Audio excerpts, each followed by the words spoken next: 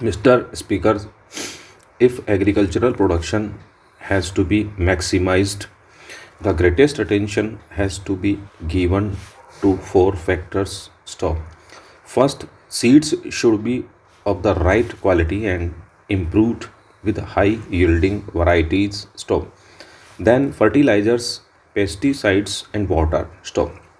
As regards these four factors, it is interesting to see that government or the ministry does not appear to have paid any attention to certain malpractices that have crept into these matters. Stop. Take, for instance, seeds.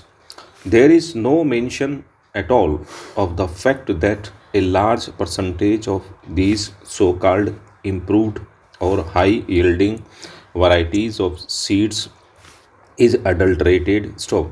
What steps has the government taken in this regard? Stop. Is it not of vital importance that seeds should be pure and unadulterated? Stop. Their effect on production is very great. Stop. Therefore, from this point alone, all possible steps should be taken to prevent adulteration. Stop.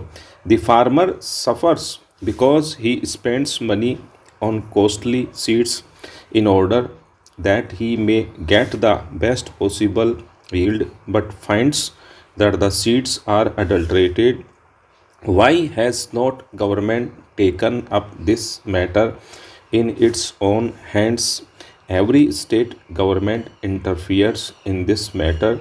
In fact, multiplication of seeds is done under the orders of the agriculture department in one state after another state, and yet when it comes it their quality control adequate machinery does not exist. Then we come to the question of fertilizers. Again, these are of vital importance. Stop. What has happened? Stop.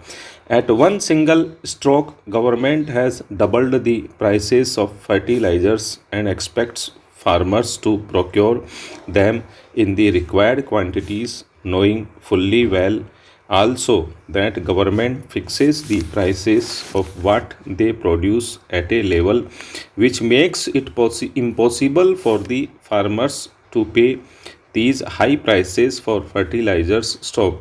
The previous speaker referred to the Agricultural Prices Commission. Stop.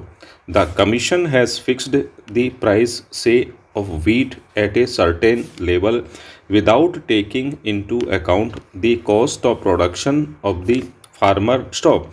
Yesterday, a member of the advisory committee to the Agricultural Prices Commission stated that he has sent in his resignation.